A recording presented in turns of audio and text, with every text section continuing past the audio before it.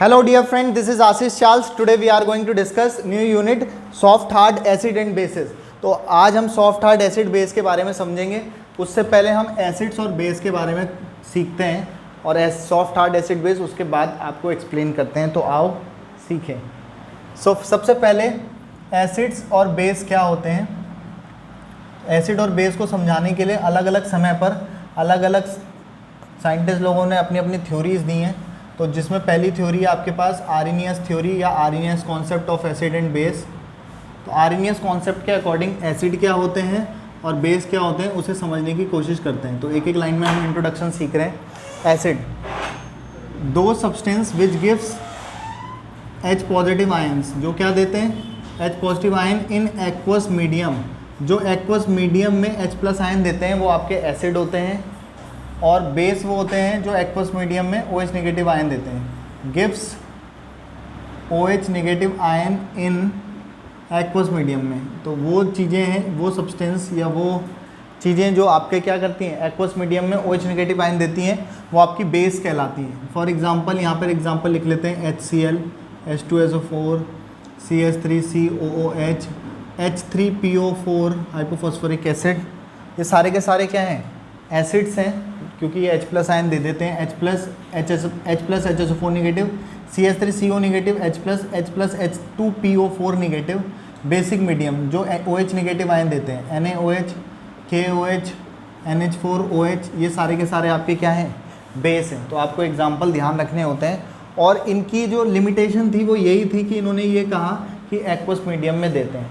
तो यही इसकी कमी थी. ऐसा नहीं है कि कोई भी डेफिनेशन फेल हो जाती है. सभी एसिड बेस कॉन्सेप्ट की अपनी अपनी इंपॉर्टेंस है, लेकिन अभी फ़िलहाल हम एसिड और बेस को इस तरीके से समझ सकते हैं. जो एक्वस मीडियम में H प्लस आयन देते हैं आर्हेनियस ने कहा वो एसिड है. जो एक्वस मीडियम में OH नेगेटिव देते हैं वो आर्हेनियस ने कहा वो बेस है. तो ये आर्हेनियस की थ्योरी थी. अब बात करते हैं इसके बाद ब्रॉन्स्टेड एंड लॉरी कॉन्सेप्ट की. Bronsted and Lowry concept for acid and base.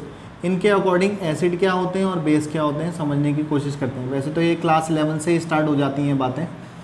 BSc वालों MSc वालों को भी ध्यान नहीं रहती क्योंकि क्लास 11 तो बस वो पास होने के लिए पढ़ते हैं. तो अभी देखें तो which gives H positive ion, इन्होंने कहा जो भी H प्लस आयन देगा वो एसिड है.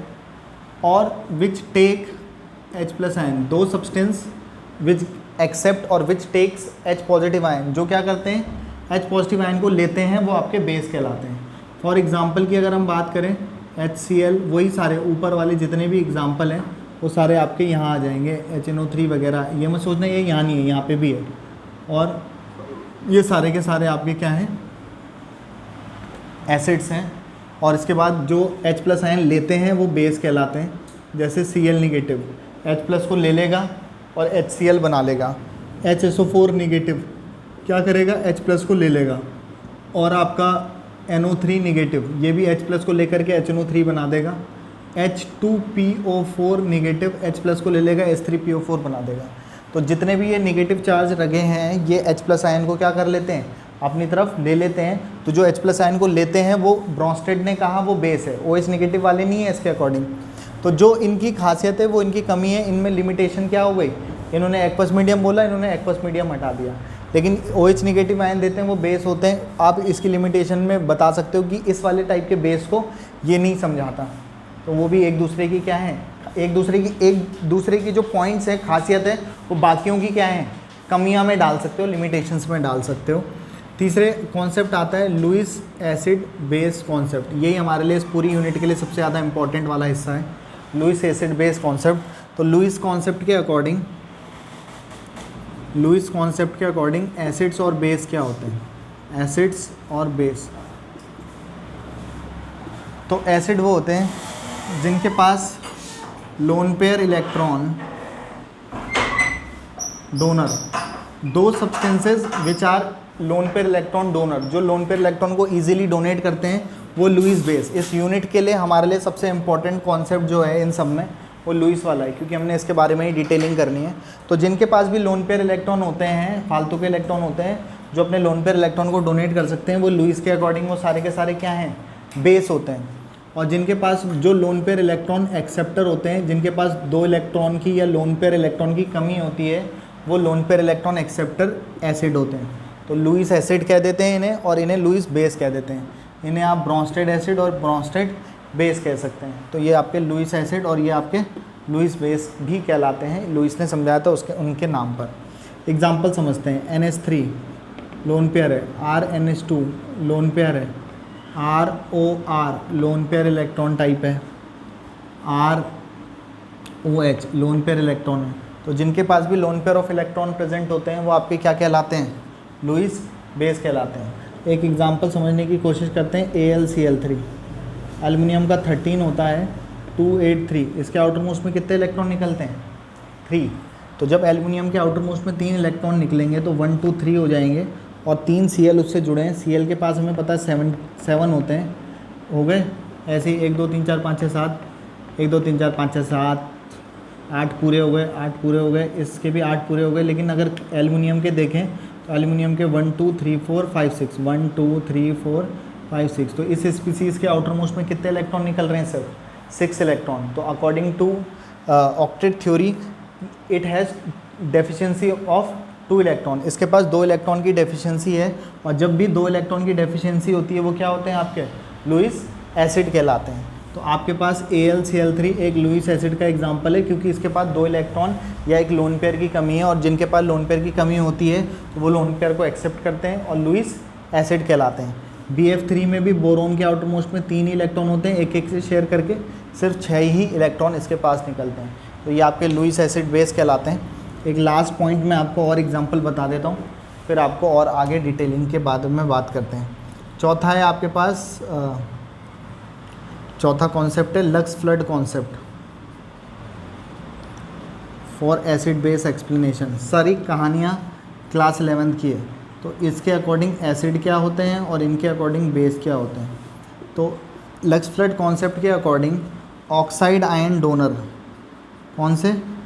Oxide ion donor. जैसे यहाँ लोन पेयर डोनर बेस होते हैं, ऐसे ही यहाँ ऑक्साइड आयन जो डोनेट करते हैं वो बेस होते हैं, और ये क्या होते हैं आपके पास? ऑक्साइड आयन जो एक्सेप्ट करते हैं। तो ऑक्साइड आयन एक्सेप्टर जो होते हैं वो आपके एसिड कहलाते हैं लक्स फ्लड कॉन्सेप्ट के अकॉर्डिंग। तो ऑक्साइड आयन डोनर, एक एग्जांपल समझते हैं, एक रिएक्शन से हम समझने की कोशिश करते हैं। बेरियम ऑक्साइड की रिएक्शन कार्बन डाइऑक्साइड के साथ कराई, तो इसने अपना एक ऑक्सीजन डोनेट किया। कैसे टूटेगा ये? बेरियम +2 और O पे क्या आएगा? 2 नेगेटिव। तो इसने अपना ऑक्साइड आयन इसको दे दिया, और जब ये रिएक्शन करेगा तो ये आपका क्या बना देगा? Barium carbonate. तो आप ध्यान दो, तो इस कार्बन डाइऑक्साइड ने क्या किया है? ऑक्साइड आयन को एक्सेप्ट किया है और CO3 में कन्वर्ट कर दिया है। तो ऑक्साइड आयन एक्सेप्टर क्या होते हैं? एसिड। और जिसने ऑक्साइड आयन डोनेट किया है ये आपका क्या हो गया? बेस। ऐसे ही एक और एग्जांपल देखें तो कैल्शियम ऑक्साइड है, इसने CO2 से रिएक्शन किया और इसने क्या बना दिया? Calcium carbonate. तो ये आपका एसिड और ये आपका बेस। तो होप आपको ये चारों कॉन्सेप्ट समझ में आए होंगे। पॉज करके इसका स्क्रीनशॉट ले लेना, फिर मैं आगे वाले टॉपिक्स पे बात करता हूँ। अब मैं इसको थोड़ा सा पढ़ना, तो हमने इसके बारे में मेनली इस पे फोकस रहेगा, लेकिन यहाँ पे कुछ उसने जो सिलेबस के कंटेंट के टॉपिक है BSc 6 सेमेस्टर में, तो उसने कहीं पे क्लास 11th में भी ये काम करेगा, और पूरी BSc MSc तक ये चीज़ें काम आती ही रहती है, कहीं ना कहीं पूछी जाती हैं। तो इससे रिलेटेड मैं इसको थोड़ा सा आपको कुछ चीज़ें एक्सप्लेन करने वाला हूँ। रिलेटिव स्ट्रेंथ एक टॉपिक है जो ब्रोंस्टेड लॉरी कॉन्सेप्ट से रिलेटेड होता है। Relative strength of acid and base, acid और बेस की रिलेटिव स्ट्रेंथ। तो ब्रोंस्टेड के अकॉर्डिंग एसिड वो था जो H+ देता है, जो H+ लेता है वो ब्रोंस्टेड बेस था। तो रिलेटिव स्ट्रेंथ की अगर हम बात करें कंपैरिजन की, तो वो कैसे होगा? देखो, सबसे पहले तो आपको इसे समझने के लिए आपको एक चीज़ समझनी पड़ेगी, ये टर्म इलेक्ट्रोलाइट, ये भी क्लास 11 से स्टार्ट हो जाता है। Electrolyte, those species which dissociate into its ion, जो भी चीज़ें अपने आयंस में ब्रेक हो जाती है वो आपकी इलेक्ट्रोलाइट कहलाती हैं। तो इलेक्ट्रोलाइट 2 टाइप के होते हैं आपके, स्ट्रॉन्ग और वीक। तो जो भी चीज़ अपने आयन में टूटती है वो आपके इलेक्ट्रोलाइट होते हैं। स्ट्रॉन्ग इलेक्ट्रोलाइट वो होते हैं जो कंप्लीटली आयनाइज हो जाते हैं, वो स्ट्रॉन्ग इलेक्ट्रोलाइट होते हैं। और जो पार्शली आयनाइज्ड होते हैं, क्योंकि टूटना तो उसको पड़ेगा ही, जब तक टूटेगा नहीं आयन में तब तक तो वो इलेक्ट्रोलाइट कहलाने लायक ही नहीं है। तो जो भी चीज़ कंप्लीटली आयनों में ब्रेक हो जाती है वो आपके क्या कहलाते हैं? Strong electrolyte. और जो कंप्लीटली आयनाइज नहीं होते हैं पार्शली आयनाइज्ड होते हैं, आयनाइज तो उसको होना ही पड़ेगा। तो जो भी चीज़ें अपने आयन में टूट जाती हैं मॉल्टन स्टेट में या किसी एक्वस सॉल्वेंट में मिलाने पर, जो अपने आयन में टूट जाती है सॉल्वेंट में डिसॉल्व करने पर, वो आपके इलेक्ट्रोलाइट कहलाते हैं। दो टाइप के बोले, स्ट्रॉन्ग और वीक। तो कंप्लीटली आयनाइज के एग्जांपल आपको ध्यान रखने होते हैं, HCl, H2SO4, NaOH, KOH, NaCl, KCl, ये स्ट्रॉन्ग के एग्जांपल है। CH3COOH, H3PO4, NH4OH, AgCl, AgBr और AgI, ये सॉल्ट है।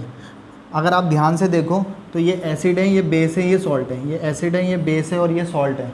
तो अगर आप ध्यान दो तो शायद एसिड, बेस और सॉल्टी जो होते हैं वो सारे के सारे क्या होते हैं, जनरली इलेक्ट्रोलाइट्स होते हैं, क्योंकि वो अपने आयंस में क्या होते रहते हैं, ब्रेक हो जाते हैं। तो कंप्लीटली आयनाइजेशन और वीक आयनाइजेशन का क्या मतलब है, या पार्शियल आयनाइजेशन का मतलब ये है कि अगर आपने इसके 100 मॉलिक्यूल लिए तो ये टूटे कैसे होंगे, तो 100 में से 70 ही मॉलिक्यूल हैं जो ऐसे टूटे हैं सपोज़, तो बाकी 30 मॉलिक्यूल तो इसी रूप में रहने वाले हैं, मतलब वो टूटे ही नहीं हैं, तो पार्शियली टूटे हैं। और अगर मैं HCl की बात करूं तो ये टूटा होगा क्योंकि ये स्ट्रॉन्ग है, तो 100 पार्टिकल लिए होंगे तो 100 के 100 क्या हो गए होंगे, अपने आयन में ब्रेक हो गए होंगे। तो इसी को कहते हैं कंप्लीट आयनाइजेशन और पार्शियल आयनाइजेशन। तो होप आपको ये पॉइंट क्लियर हो गया होगा। तो स्ट्रॉन्ग और वीक आपको समझ में आ गया होगा, कौन से स्ट्रॉन्ग होते हैं और कौन से वीक होते हैं। आपको ये सारे एग्जाम्पल याद रखने पड़ेंगे। इसी से रिलेटेड मैं आपको रिलेटिव स्ट्रेंथ की बात करता हूँ। तो फिलहाल पॉज करके इतना हिस्सा स्क्रीनशॉट ले लेना और नोट भी करते रहो, चाहे साथ में, जैसा मर्जी आए। नेक्स्ट आगे बढ़ते हैं, एक रिलेटिव स्ट्रेंथ वाले टॉपिक पे बात करते हैं। तो रिलेटिव स्ट्रेंथ में हमने सपोज एक एग्जांपल देखते हैं, HCl, ये कैसे ब्रेक होगा, H+ और Cl नेगेटिव में।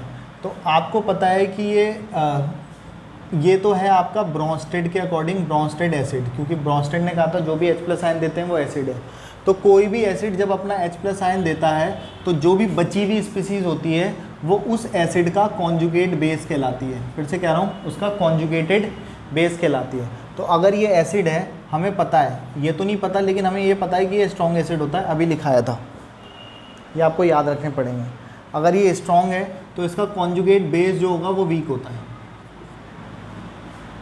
तो यही इनकी आपस की रिलेटिव स्ट्रेंथ है। अगर उसका, अब एक और एग्जांपल देख लेते हैं, CH3COOH, ये कैसे टूटेगा, CH3CO नेगेटिव और H+, ये ब्रोंस्टेड एसिड है, ये आपका एक वीक एसिड है। कैसा एसिड है, वीक एसिड है।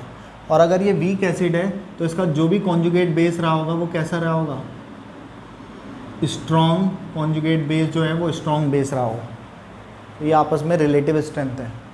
अगर हम और देखें तो आपके पास NaOH की बात कर लेते हैं, तो ये कैसे टूटेगा। अच्छा, ये NaOH वाला तो ब्रोंस्टेड के अकॉर्डिंग बेस नहीं होता। जैसे अगर हमने ये ले लिया H2PO4 नेगेटिव, तो जब इसने क्या करा है, जो भी नेगेटिव वाले होते हैं वो H+ को लेकर के क्या बना देगा, ये H3PO4। मुझे ये नहीं, ये तो आपके लिए जो भी H+ को लेता है वो क्या हो गया आपकी बार, ब्रोंस्टेड बेस। और ब्रोंस्टेड बेस, कोई भी बेस जब H+ लेता है तो एसिड ही बनाएगा वो, तो वो उसका कॉन्जुगेटेड एसिड कहलाता है। वैसे तो अपने आप में ये क्या है, अपने आप में ये खुद में ही क्या है, एक एसिड है, लेकिन इसके रिस्पेक्ट में ये क्या कहलाएगा, इसका कॉन्जुगेटेड एसिड। तो हमें पता है, ये तो नहीं पता लेकिन मुझे ये पता है कि मैंने इसे कौन से वाले एग्जाम्पल में लिखाया था, वीक वाले में। तो ये वीक होगा तो इसका जो भी ये ब्रोंस्टेड बेस रहा होगा वो क्या रहा होगा, स्ट्रॉन्ग। ऐसे एक दूसरे से कंपेयर कर लेते हैं, और कंपेयर करके रिलेटिव का मतलब ही ये कि एक दूसरे से रिलेटिव जो हैं वो उसके एसिड बेस कैसे हैं। तो अगर कोई भी एसिड स्ट्रॉन्ग है या बेस स्ट्रॉन्ग है तो उसके कॉन्जुगेटेड वाले जो होंगे वो क्या होंगे, वीक होंगे। और अगर वीक वाला एग्जांपल लेते हो तो कॉन्जुगेटेड एसिड बेस क्या होंगे, स्ट्रॉन्ग होंगे। तो इस बात का आप ध्यान रखेंगे। तो हम यहाँ पर आपको इतने सारे पॉइंट पे बात कर चुके हैं। इसके बाद जो आपका टॉपिक रह जाता है, अभी हमने स्टार्ट ही नहीं किया, वो ये है सॉफ्ट हार्ड एसिड बेस। तो ये जो हम लुईस एसिड पढ़ रहे थे उसके फर्दर क्लासिफिकेशन में हम इसको देखेंगे नेक्स्ट वाली यूनिट में, नेक्स्ट वाली वीडियो में। तब तक के लिए बाकी फ़िलहाल जी लो अपनी ज़िंदगी। हमारे खाने का टाइम हो गया, खा लेते हैं। Have a good day, goodbye, good night, शुभ रात्रि।